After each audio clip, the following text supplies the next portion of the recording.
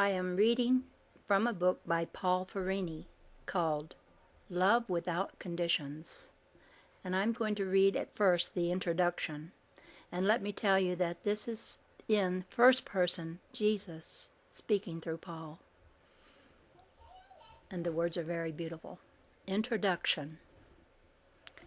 Let me begin by saying that I speak through you only to the extent that you are willing to relinquish control. In that sense, you are not special. I can speak through anyone who has that willingness.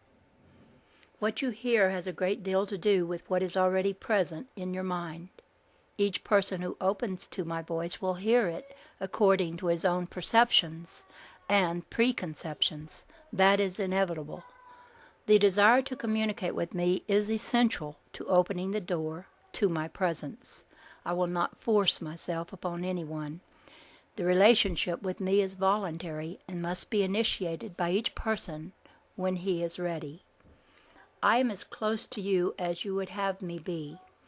That is because I am already a thought within your mind, and everything that I am proceeds from that thought, just as everything which is not me proceeds from a different thought.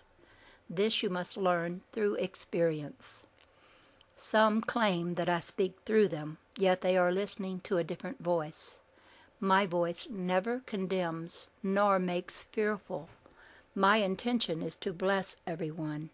I would have each of you know once and for all that you are not guilty except in your own mind, and that imagined guilt can and must be undone. My teaching is a simple one. I teach the forgiveness of sins. I teach that sin itself is not real. It seems to be real only because you believe that you can be injured. You believe that you are the body, and so when the body has been injured, you believe that an injustice has been done to you. I understand that it is hard for you to relinquish that belief, yet that is what I ask you to do. You are not the body, for the body is born and dies, and you are not born, nor do you die. You are no thought of limitation, for every thought that limits you is a body that will begin and end. The body is just the scope of your beliefs. There are dense bodies and light bodies, but all have a beginning or end. All are subject to some form of self-conscription. I am a thought without limitation, for I am ever expanding into the formlessness of God. There is no form that can contain me. I have joined with God in perfect forgiveness. I am free of guilt. I am free of grievances. I do not believe that I can be wronged, nor do I believe that I have the power to wrong any other, for I know without a doubt that every being has equality in God. I know that it is hard for you to believe this, for so much that you see in your world suggests inequality, that these inequalities are simply of your own making. They are an untruth that you sustain. You need sustain them no longer. Demonstrate that they are not real by extending the love of God to every one of your brothers. Only in this way can the kingdom of God be experienced on earth. Do not concern yourself with what others do or leave undone. It is not your responsibility to evaluate their thought or their actions. Simply be responsible for how you think and act. For if you think and act with God, you will influence others without saying a single word. Charity is found only in self-responsibility. Do the very best that you can do for yourself and others, and leave the rest for God to do. You are not responsible for the choices that others make, nor are they responsible for yours. However, you can and must learn from one another, for what you choose is not that different from the choice your brother makes. You make many of the same mistakes. Mistakes are opportunities for learning. To condemn your brother for making mistakes is to pretend to be mistake-free, which you are not. I have asked you before, and I will ask you again, which one of you will throw the first stone? You can release your brother from the judgment you would make of him within your own mind. To release him is to love him, for it places him where love alone lies, beyond judgment of any kind. Mastery of your own thoughts is essential for your enlightenment, for it is in your thoughts that you choose to walk with me or to walk away from me. I am constant. Unlike you, I will not walk away from you.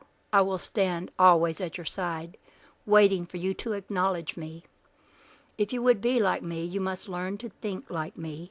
And if you would learn to think like me, you must place every thought you think in my hands. I will tell you if it is helpful or not. Unhelpful thoughts must be eliminated. That is the essence of mind training. Only thoughts that bless and recall us to truth shall be retained.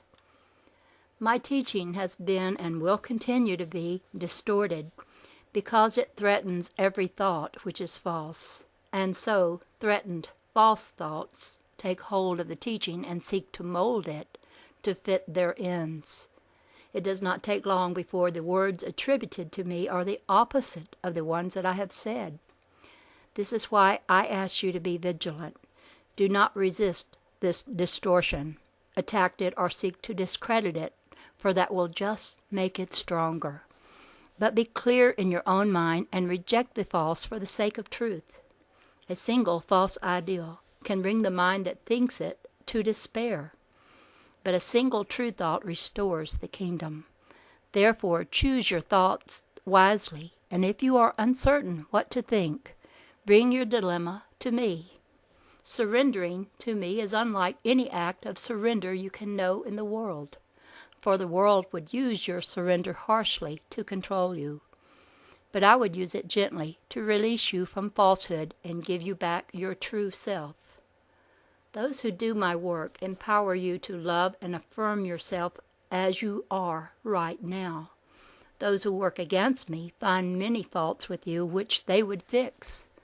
They would make you dependent on them for your salvation. Do not accept such lies. Learn to discriminate. No one on earth has a better answer for you than the one you will find through trust in yourself and in me. There is no one else who is as hard as you are on yourself. Like all your brothers and sisters, you suffer from a basic sense of inadequacy and unworthiness. You feel that you have made many terrible mistakes, which will sooner or later be punished by humans in authority or by some abstract spiritual authority like God or karmic law. These unresolved issues of self-worth are the conditions of your embodiment. In other words, you are here to work them out. You selected your parents to exacerbate your guilt so that you could become conscious of it. Thus, blaming them for your problems will not help you remove the conditions you have mutually placed on love. The only way out is through your expanding awareness of your own guilt and fear-based beliefs and patterns of interaction. Seeking someone special to provide the love your parents weren't able to provide will not help either. It just raises the temperature in the pressure cooker. Don't be surprised if the mate you choose is the perfect embodiment of the parent with whom you most need to heal. You cannot but come face to face with your own wounds. Parents, spouses, and children are here to help you see your own need for healing, and you are performing the same function in their lives. Looking for unconditional love in a world of conditions must inevitably fail, since all your brothers and sisters are acting out of shame-based patterns. They cannot offer you the love you know that you deserve, nor can you offer it to them. The best that you can do is raise each other's awareness of the love that is necessary and begin taking responsibility for giving it to yourself. If you do not take responsibility for bringing love to your own wounds, you will not move out of the vicious cycle of attack, defense, guilt, and blame. Your feelings of rage, hurt, and betrayal, all of which seem justified, will just fuel the fire of interpersonal conflict and continue to reinforce your unconscious belief that you are unlovable and incapable of loving. You must learn to see the extent of your own self-hatred